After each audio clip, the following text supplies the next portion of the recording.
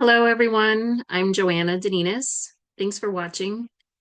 Today's podcast is about intention and forgiveness. What I will be discussing is common sense, but you'd be surprised at how often the scenarios I will present are used to the detriment of others, even though we should know better. Intention or intent is something you plan to do that inevitably has consequences. The definition of unintentional is when you didn't plan on doing something, oftentimes an honest mistake, like forgetting to include someone on an email list. When something is done unintentionally, of course, there should be no fault assigned unless the unintentional act was not unintentional. The fallacy can be proven when a so called unintentional act happens more often than once. We will focus on good versus bad intentions and how or when we can determine the difference. The best tool to defer to for all scenarios is the golden rule, treating others the way you'd want to be treated.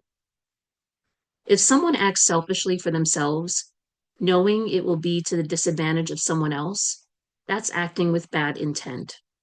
For example, stealing from another or taking advantage of another. If someone does a good deed that benefits another, that's operating with good intent.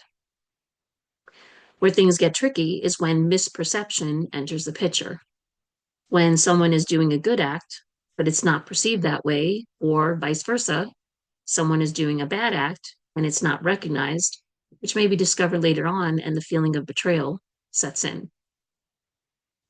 The good or bad outcome or resulting consequence of someone's intention eventually does reveal itself. And I would like to believe that goodness usually prevails. Someone premeditatively buying a gun and shooting someone, which results in harm or death, is obviously an example of bad intent. Someone stopping to see if a person in a stranded vehicle needs help is operating with good intent. The stranded person appreciates the help or the offer of support. Sometimes a person may tell another person something that is not entirely true to avoid backlash or confrontation. This mistruth misleads the other person and is operating with bad intent.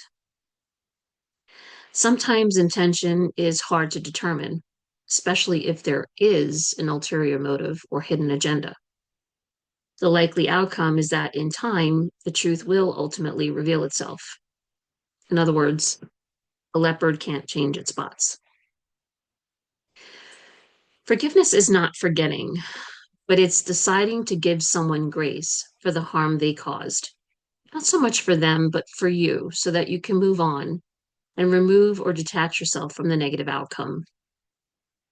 No one is perfect, so it's unrealistic to expect perfection from ourselves or others. However, we have to embrace forgiveness to move past the negativity and on to a better and brighter future. Forgiveness is moving on, not allowing that person to hurt you again. Sometimes wishing them well on their journey, which no longer involves you. I want to say one last thing about intention. Sometimes we get caught up in a system or a paradigm because we feel it is what we must do. The feeling that there's no other choice. This is never true. We always have a choice, and we have the power to change. We need to see past the illusion that we are stuck or trapped and regain control of our actions, choices, and ultimately our lives.